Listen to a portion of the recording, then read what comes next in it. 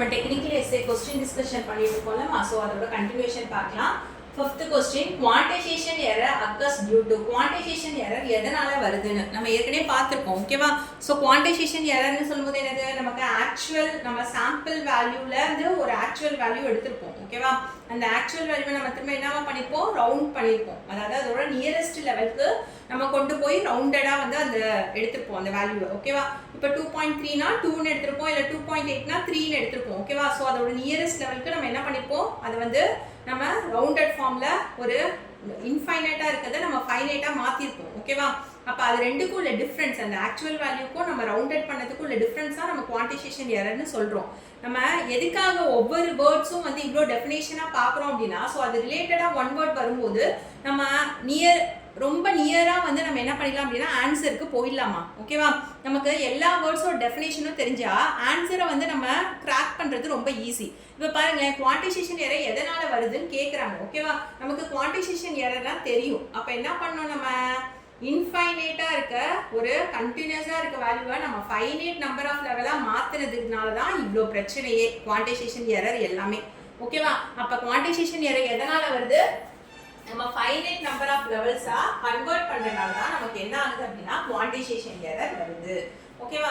அப்ப குவான்டிசேஷன் எரர்னா என்னன்னு கேட்டாங்கன்னா என்ன தெரியுமா, என்ன நமக்கு தெரியும், ஆக்சுவலா உள்ள analogue value, actual analogue value. ஓகேவா? Minus quantised value.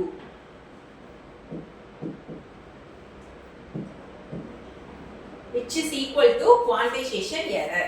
ஓகேவா? நம்ம ஃபைனைட் நம்பர் ஆஃப் லெவலா அப்படியே கண்டினியூஸா இருக்க அனலாக ஃபைனைட்டா மாத்துறதுனால தான் என்ன வந்துச்சு, நமக்கு இப்படி ஃபைனைட்டா மாத்திட்டு அது என்ன பண்ணோம், ரவுண்ட் ஆஃப் பண்றதுனால தான் நமக்கு என்னவே வருது, நமக்கு குவான்டிசேஷன் எரரே வருது. ஓகேவா? அப்ப குவான்டிசேஷன் எரர் எதனால வருது அப்படின்னா ஃபைனைட் நம்பர் ஆஃப் லெவலா மாத்துறதுனால தான் வருது. ஓகேவா? அப்ப ஏ ஆப்ஷன் என்ன கொடுத்திருக்காங்க, இம்ப்ராப்பர் சாம்பிளிங். ஒழுங்கா சாம்பிள் பண்ணலனா நமக்கு என்ன வரும், அலைசிங் தான் வரும். அப்படிதானே? ஒழுங்கா சாம்பிள் பண்ணல அப்படின்னா நமக்கு கண்டிப்பா வந்து ஓவர்லாப்பிங் தான் நடக்கும். ஓகேவா? அதுக்கும் குவான்டிசேஷன் எரர் வராது. ஓகேவா? அப்ப தேர்ட் என்ன கொடுத்திருக்காங்க, ஹை ஃப்ரீக்வன்சி. ஹை ஃப்ரீக்வன்சியா இருந்துச்சுன்னா எது அஃபெக்ட் ஆகும், சாம்பிளிங் ரேட் தான் அஃபெக்ட் ஆகும். ஓகேவா? ஹை ஃப்ரீக்வன்சியா இருந்துச்சு அப்படின்னா அஃபெக்ட் சாம்பிளிங் ரேட். ஓகேவா? Not quantisation error. ஓகேவா? குவான்டிசேஷன் எரர் வந்து ஹை ஃப்ரீக்வன்சினால வராது. ஓகேவா? அதே ஆம்பிளிஃபிகேஷன்றது நமக்கு நிறைய தடவை பார்த்துட்டோம். ஆம்பிளிஃபிகேஷன்னாலே நம்ம கண்ட முடியும்னு சொல்லலாம், சிக்னல் ஸ்ட்ரென்த்தை இன்க்ரீஸ் பண்றது. ஓகேவா? அதுக்கும் குவான்டிசேஷன் எரருக்கும் குவான்டிசேஷன் எரர் இதனால வரது கிடையாது. ஓகேவா? சோ இந்த ஆன்சரும் ராங். அப்ப ஆன்சர் என்னமா, correct, finite number of levels. So இது எப்படி வந்து நம்ம இந்த ஆன்சர் வந்து கரெக்ட்னு சொல்றோம்ன்றது தெரியுதாமா, எதனால குவான்டிசேஷன் எரர்னா முத என்னன்னு தெரியுதா, எப்படி வந்து ஃபைனைட் நம்பர் ஆஃப் லெவல்ஸ்னும் போது நம்ம குவான்டிசேஷன் பண்றதுனால தான் இந்த பிரச்சனையே. ஓகேவா? சோ அப்ப ஃபைனைட் நம்பர் ஆஃப் லெவலா மாத்துறதுனால தான் நமக்கு என்ன ஆகுது, ஆக்சுவல் வேல்யூவே கிடைக்காம மாறுது. ஓகேவா? சோ அத அப்ப வந்து எரர் எதனால வருது அப்படின்னா ஃபைனைட் நம்பர் ஆஃப் லெவல்ஸ்னால வருது. Next question, which ADC type is fastest? எந்த ADC டைப் வந்து ரொம்ப ஃபாஸ்டஸ்டா இருக்குன்னு கேக்குறாங்க. ஓகேவா? சோ நமக்கு எந்த ADC டைப் ஃபாஸ்டஸ்ட்னு தெரியணும் அப்படின்னா ஃபர்ஸ்ட் ஒவ்வொன்றுக்கும் நமக்கு தெரியணும். ஓகேவா? Dual slope, successful approximation, counter type ADC. ஏன்னா நமக்கு இது இந்த சாய்ஸ் வந்து எப்படி வேணா மாத்தி கேட்கலாமா. ஓகேவா? சோ நம்ம எல்லா ADCயும் எவ்வளவு ஃபாஸ்டா இருக்கும்ன்றது நமக்கு தெரியணும். நெக்ஸ்ட் இந்த ஃபாஸ்டஸ்ட் லெவலோட அந்த இது இருக்கு பாருங்க, அதோட ப்ரியாரிட்டி, அதாவது எது ஃபாஸ்டஸ்ட், அதுக்கப்புறம் என்னது அதை விட வந்து ஸ்லோ என்ன, ஸோ லீஸ்ட் மோஸ்ட் என்னன்னு இருக்கு நமக்கு என்ன தெரியணும், நமக்கு ஃபர்ஸ்ட் செகண்ட் தேர்டுன்னு தெரியணும். இப்போ எந்த ஏடிசி வந்து ரொம்ப ஃபாஸ்டஸ்டா இருக்கும் அப்படின்னா ஃபிளாஷ் ஏடிசின்னு நம்ம பார்த்துருக்கோம். ஞாபகம் இருக்கா? ஃபிளாஷ் ஏடிசியில் என்ன பார்த்தோம், மல்டிபிள் கம்பேரட்டர்ஸ் வந்து யூஸ் பண்ணுறாங்க. ஸோ மல்டிபிள் கம்பேரட்டர்ஸ் வந்து இதுல யூஸ் பண்ணுவாங்க. நெக்ஸ்ட் இதுல முக்கியமான இது ஆபரேஷன் எப்படி பண்ணும் அப்படின்னா parallel-ஆ பண்ணும். parallel-னா என்ன அர்த்தம், அட் a டைம்ல பண்ணும். ஓகேவா? சோ parallel-ஆ கம்பேரட்டர் வந்து நமக்கு கம்பேரிசன் வந்து parallel-ஆ பண்றனால நம்ம இது என்னவா இருக்கும், ரொம்ப ஹை ஸ்பீட்ல இருக்கும். அட் a டைம்ல எல்லாமே ஆபரேட் ஆகும். ஓகேவா? ஸோ அட் அ டைம்ல எல்லாமே ஆப்ரேட் ஆகிறதுனால சேம் டைம்ல எல்லாமே நமக்கு ஆப்ரேட் எல்லா கம்பேரிசனும் சேம் டைம்ல ஆப்ரேட் ஆகி நமக்கு ரிசல்ட் கொடுக்கறதுனால ஃபிளாஷ் ஏடிசி தான் ஃபாஸ்டஸ்ட். ஓகேவா? ஸோ அப்போ அந்த ஃபிளாஷ் ஏடிசி எங்க யூஸ் பண்ணலாம்னு நம்ம தெரிஞ்சுக்கணும். அப்ளிகேஷன் ஹை ஸ்பீட் கம்யூனிகேஷன்ல யூஸ் பண்ணுவாங்க. நெக்ஸ்ட் பாத்தீங்கன்னா ரேடார்ல யூஸ் பண்ணுவாங்க. அதுக்கப்புறம் பார்த்தோம் அப்படின்னா டிஜிட்டல் ஆஸ்லாஸ்கோப் இருக்கு பாருங்க, அதுலயும் யூஸ் பண்ணுவாங்க. இன்கேஸ் அப்ளிகேஷன் வச்சு கூட நமக்கு ஒன் வேர்ட் கேட்கலாம். ஓகேவா? ஸோ டிஜிட்டல் ஆஸ்லாஸ்கோப்ல நமக்கு ஃபிளாஷ் ஏடிசி தான் யூஸ் பண்ணுவாங்க, ரொம்ப ஃபாஸ்டஸ்ட். ஓகேவா? அப்ப இந்த டூயல் ஸ்லோப் ஏடிசி இருக்கு பாருங்க, இது என்ன பண்ணும் அப்படின்னா இந்த டியூவல் ஸ்லோப் ஏடிசின்றது அக்யூரேட் தான், ஆனா வந்து ஸ்லோ, வெரி அக்யூரேட், ரொம்ப அக்யூரேட்டா இருக்கும், ஆனா வந்து ஸ்லோவா இருக்கும் டியூவல் ஸ்லோப் ஏடிசி. ஓகேவா? சக்சஸிவ் அப்ராக்ஸிமேஷன் இருக்கு பாருங்க, இது வந்து என்ன ஸ்பீட்ல இருக்கும் அப்படின்னா மீடியம் ஸ்பீட்ல இருக்கும் இந்த சக்சஸிவ் அப்ராக்ஸிமேஷன். ஏன்னா இது கம்பேரிசனை ஸ்டெப் பை ஸ்டெப்பா பண்ணும். ஓகேவா? சோ இது கம்பேரிசனை ஸ்டெப் பை ஸ்டெப்பா வந்து கம்பேர் பண்ணும். அப்ப இந்த சக்சஸிவ் அப்ராக்ஸிமேட் ஏடிசி வந்து எதை விட ஃபாஸ்டா இருக்கும் அப்படின்னா நமக்கு டூயல் ஸ்லோப் ஃபிளாஷ் இருக்கு பாருங்க, இந்த டூயல் ஸ்லோப்பை விட சக்சஸிவ் அப்ராக்ஸிமேஷன் ஃபாஸ்டா இருக்கும், இந்த ஃபிளாஷ் ஏடிசியை விட ஸ்லோவா இருக்கும். ஓகேவா? அப்ப ஃபிளாஷ் ஏடிசி தான் ஃபர்ஸ்ட் வந்து இல்ல ஃபாஸ்டஸ்ட், நெக்ஸ்ட் வந்து என்னது இந்த டியூவல் ஸ்லோப் ஏடிசி. ஓகேவா? அந்த ஃபிளாஷ் ஏடிசி இதை விட வந்து சக்சஸிவ் அப்ராக்ஸிமேஷன் ஆர்டர் வந்து நம்ம அடுத்தது வரலாம். சக்சஸிவ் அப்ராக்ஸிமேஷன் வந்து இந்த டூயல் ஸ்லோப்பை விட ஃபாஸ்டா இருக்கு, ஆனா வந்து எதை விட வந்து நமக்கு ஸ்லோவா இருக்கு, இந்த ஃபிளாஷ் ஏடிசியை விட நமக்கு ஸ்லோவா தான் இருக்கு. ஓகேவா? அப்ப லாஸ்ட்ல என்ன இருக்கு, கவுண்டர் டைப் ஏடிசி, இது வந்து ரொம்ப ஸ்லோ, வெரி ஸ்லோ. ஓகேவா? ஏன் அப்படின்னா இது ஜீரோல இருந்து கவுண்ட் ஆகுமா. ஓகேவா? நமக்கு இன்புட் மேட்ச் ஆகுற வரைக்கும் it count from zero until it matches the input. இன்புட்டை மேட்ச் பண்ற வரைக்கும் ஜீரோல இருந்து வந்து கவுண்ட் பண்ணிட்டே இருக்கும். ஓகேவா? எப்ப மேட்ச் ஆகுதோ அது வரைக்கும் இது கவுண்ட் பண்ணிட்டே இருக்கும். அதனால கவுண்டர் டைப் ஏடிசி ரொம்ப ஸ்லோவா இருக்கும். ஓகேவா? அப்ப இந்த ஏடிசியோட இந்த ஏடிசில எது ஃபாஸ்டஸ்ட்னு சொல்லிட்டு இந்த கம்பேரிசன் வந்து நம்ம எப்படி ஞாபகம் வச்சுக்கலாம் ஒரு ட்ரிக்கா அப்படின்னா,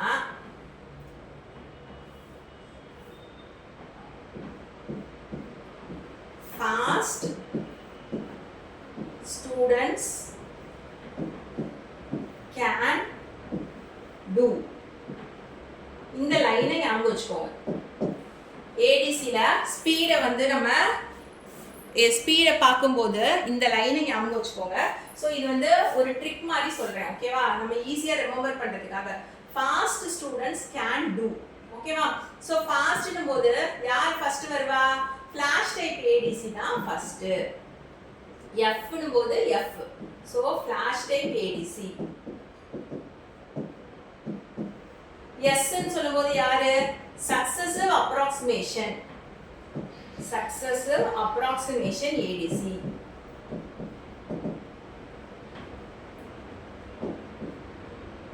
ஸோ செகண்ட் ஸ்பீட்ல வந்து செகண்ட் எது அப்படின்னா சக்சஸிவ் அப்ராக்ஸிமேஷன்.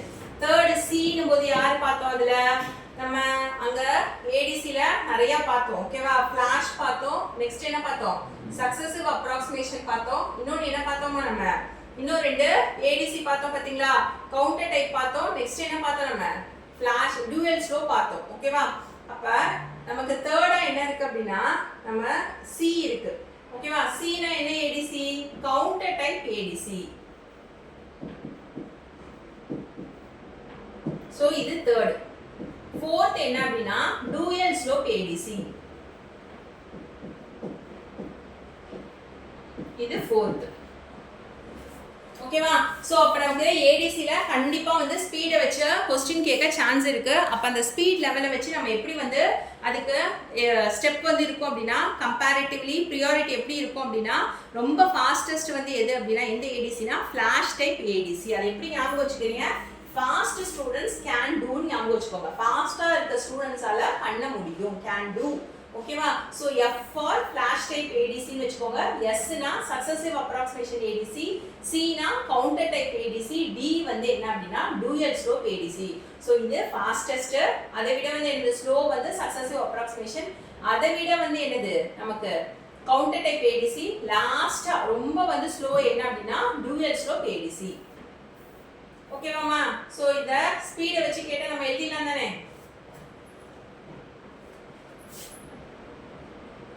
எழுதிடலாமா? டியூவல் ஸ்லோப் பாக்கும்போதே பார்த்துட்டோம். ரொம்ப வந்து அக்யூரேட்டா இருக்கும், ஆனா ஸ்லோ தான். ஓகேவா? So next question, which ADC type is commonly used in microcontroller? எந்த ADC type வந்து காமனா மைக்ரோ கண்ட்ரோலர்ல யூஸ் பண்றாங்கன்னு கேக்குறாங்க. ஓகேவா? சக்சஸிவ் அப்ராக்ஸிமேஷன் ADC எல்லாம் வந்து மோஸ்டா மைக்ரோ கண்ட்ரோலர்ல யூஸ் பண்ணுவாங்க. என்ன அப்படின்னா மைக்ரோ கண்ட்ரோலர்ல இருக்கு பாருங்களேன், இந்த Arduino PIC micro controller, Arduino PIC micro கண்ட்ரோலர்லாம் எதை யூஸ் பண்ணுது அப்படின்னா சக்சஸிவ் அப்ராக்ஸிமேஷன் ADC தான் யூஸ் பண்ணுது. என்ன ரீசன்காக சக்சஸிவ் அப்ராக்ஸிமேஷனை இந்த Arduino மைக்ரோ கண்ட்ரோலரோ PICஓ வந்து எதுக்காக யூஸ் பண்ணுது அப்படின்னா இது வந்து என்னவா இருக்கும் அப்படின்னா மீடியம் ஸ்பீட்ல இருக்கும். மீடியம் ஸ்பீட்ல இருக்கும், ஆனா அக்யூரசி வந்து குட்டா இருக்கும். ஓகேவா? அக்யூரேட்டா இருக்கும். நெக்ஸ்ட் இது பவர் எடுத்துக்கிறது கம்மி தான், லோ பவர் தான். காஸ்டும் பார்த்தோம் அப்படின்னா இது லோ காஸ்ட் தான். இது வந்து சிம்பிள் ஹார்ட்வேர், காம்ப்ளிகேட்டா இருக்காது. இதோட ஹார்ட்வேர் வந்து ரொம்ப சிம்பிளா இருக்கும். ஓகேவா? சோ இது வந்து என்னவா இருக்கும் அப்படின்னா மோஸ்ட் டோட்டலா சொல்லணும் அப்படின்னா எம்பெடட் சிஸ்டத்துக்கு இது பெர்ஃபெக்ட்டா இருக்கும். Perfect for embedded system.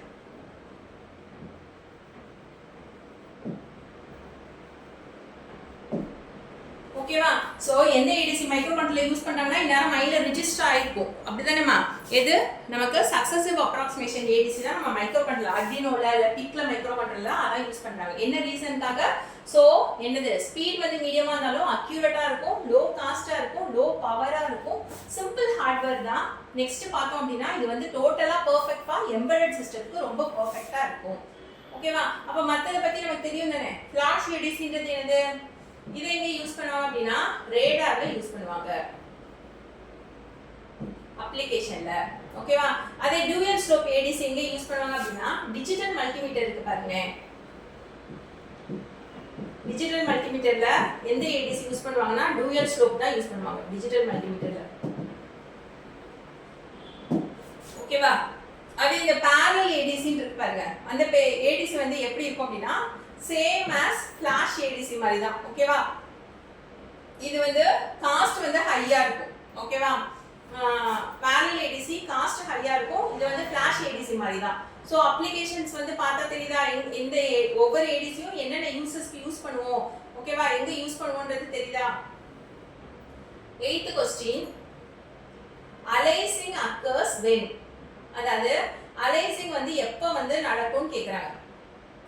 Aliasing எப்ப வருமா? நம்ம பார்த்தோம். ஓகேவா? அலைசிங்னா என்னன்னு பார்த்தோம். அந்த அலைசிங் வந்து எப்ப வந்து வரும் அப்படின்னு கேக்குறாங்க. ஓகேவா?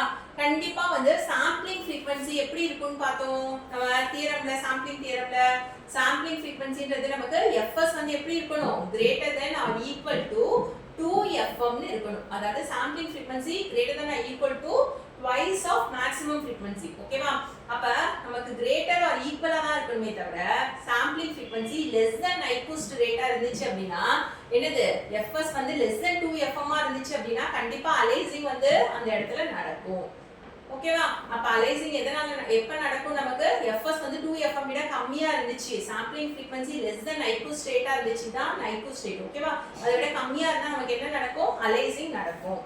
ஓகேவா? அதே சாம்பிளிங் ஃப்ரீக்வென்சி ஹையா இருந்தா என்னன்னு கேக்குறாங்க. சாம்பிளிங் ஃப்ரீக்வென்சி ஹையா இருந்துச்சுன்னா அலைசிங்கே நடக்காது. ஓகேவா? ஏன்னா நம்ம இங்கேயே பார்த்தோம் சாம்பிளிங் ஃப்ரீக்வென்சி அதிகமா தான் இருக்கணும். ஒண்ணு அதிகமா இருக்கணும் இல்ல ஈக்குவலா இருக்கணும். Maximum frequency twice of maximum ஃப்ரீக்வென்சிக்கு அதிகமாவோ ஈக்குவலாவோ இருக்கணும். ஓகேவா? சோ சாம்பிளிங் ஃப்ரீக்வென்சி அதிகமா இருந்தா அலைசிங்கே நடக்காது. ஓகேவா? பிரச்சனையே இல்ல. நெக்ஸ்ட் ரெசல்யூஷன்றது எதுக்கு ரிலேட் ஆயிருக்கும்? குவான்டைசேஷனுக்கு தான் ரிலேட் ஆயிருக்குமே தவிர அலைசிங்க்கு கிடையாது. ஓகேவா? It relates to quantisation. வோல்டேஜ்ன்றது வோல்டேஜ் லெவல் வந்து எதை இந்த அலைசிங்கை அஃபெக்ட் பண்ணாது. ஓகேவா? சோ அந்த ஆன்சரும் ராங். நெக்ஸ்ட் क्वेश्चन என்னமா கேட்டிருக்காங்க? For a 4-bit ADC with 8 volt reference voltage. ஒரு 4-bit ADC ல 8 வோல்ட் வந்து ரெஃபரன்ஸ் வோல்டேஜ் தான் ரெசல்யூஷன் என்னன்னு கேக்குறாங்க. ஒரு 4-bit ADC. ஓகேவா? பிட் எவ்வளவு கொடுத்திருக்காங்க क्वेश्चन திரும்ப திரும்ப ரீட் பண்ணும்போது நம்ம அனலைஸ் பண்ணிடலாம் ஓகேவா அப்ப பிட் எவ்வளவு கொடுத்திருக்காங்க 4 bit so n is equal to 4 reference voltage எவ்வளவு கொடுத்திருக்காங்க 8 வோல்ட் ன்னு கொடுத்திருக்காங்க என்ன கேக்குறாங்க ரெசல்யூஷன் கேக்குறாங்க அப்ப என்ன given னு எழுதிடலாமா எழுதலாமா என்ன கொடுத்திருக்காங்க பிட் வந்து 4 ன்னு கொடுத்திருக்காங்க n வந்து 4 ஓகேவா ரெஃபரன்ஸ் வோல்டேஜ் என்ன கொடுத்திருக்காங்க 8 ன்னு கொடுத்திருக்காங்க so reference voltage is equal to 8 volt என்ன கேக்குறாங்க ரெசல்யூஷன் கேக்குறாங்க ரெசல்யூஷன் ஃபைண்ட் பண்றதுக்கு என்ன ஃபார்முலாமா ரெசல்யூஷன் ஃபைண்ட் பண்ணோம் அப்படினா எதை எதால டிவைட் பண்ணனும் Vref by n அதாவது ரெசல்யூஷன் ஃபைண்ட் பண்ணோம் அப்படினா ரெஃபரன்ஸ் வோல்டேஜா நம்பர் ஆஃப் பிட்ஸ் ஆல டிவைட் பண்ணனும் ஓகேவா நான் ரெஃபரன்ஸ் வோல்டேஜ் எவ்வளவு கொடுத்திருக்காங்க 8 ன்னு கொடுத்திருக்காங்க ஓகேவா நம்பர் ஆஃப் லெவல்ஸ் எவ்வளவு கொடுத்திருக்காங்க நம்பர் ஆஃப் லெவல் n இங்க என்ன பண்றோம் டிவைடட் பை நமக்கு இங்க n மட்டும் கிடையாதுமா एक्चुअली ஃபார்முலால ரெசல்யூஷன்றது இங்க விட்டுட்ட பாருங்க ரெசல்யூஷன்றது Vref by 2 power n தெரியுதா ரெசல்யூஷன்றது 2 வந்து எழுதாம விட்டுட்டேமா ரெசல்யூஷன்றது Vref by 2 power n ஓகேவா வெறும் n கிடையாது நம்பர் ஆஃப் பிட்ஸ் கிடையாது ஓகேவா 2 power n அப்ப ரெஃபரன்ஸ் வோல்டேஜ் 8 ஓகேவா அதே 2 power n எவ்வளவு கொடுத்திருந்தாங்க 4 அப்ப என்ன கிடைக்குமா 8 by 2 power 4 என்ன வரும் 16 அப்படிதானே அப்ப 8 by 16 எவ்வளவு கிடைக்கும் 8 by 16 is equal to 0.5 volt answer is 0.5 volt எப்படி ஃபைண்ட் பண்றோம்னு தெரியுதா ரெசல்யூஷன் ஃபைண்ட் பண்ணா எதை எதால டிவைட் பண்ணனும் reference voltage divided by formula பாத்துக்கோங்க reference voltage divided by 2 power n n ன்றது நம்பர் ஆஃப் பிட்ஸ் ஓகேவா சோ அது நமக்கு 4 ன்னு கொடுத்திருக்காங்க ரெஃபரன்ஸ் வோல்டேஜ் 8 ன்னு கொடுத்திருக்காங்க அப்ப 8 by 2 power 4 அப்ப 8 by 2 power 4 என்ன கிடைக்கும் நமக்கு 16 ஓகேவா அப்ப 8 by 16 is equal to 0.5 volt புரியுதானே Vref ன்றது 8 கொடுத்திருக்காங்க ஓகேவா அதே வந்து நம்பர் ஆஃப் பிட் வந்து எவ்வளவு கொடுத்திருந்தாங்க பிட்ஸ் 4 கொடுத்திருக்காங்க நமக்கு ஃபார்முலா என்ன அப்படினா ரெசல்யூஷன் ஃபைண்ட் பண்ணனும் அப்படினா Vref divided by 2 power n ஓகேவா அப்ப என்ன வரும் 8 divided by 2 power n என்னன்றது 2 power 4 ஓகேவா அப்ப 2 power 4 னும் போது என்ன கிடைக்கும் நமக்கு 2 power 4 is equal to 16 அப்படிதானே 2 power 4 என்னதுமா நமக்கு 16 தானே ஓகேவா அப்ப 8 divided by 16 னா எவ்வளவு கிடைக்கும் நமக்கு 8 by 16 is equal to நமக்கு 0.5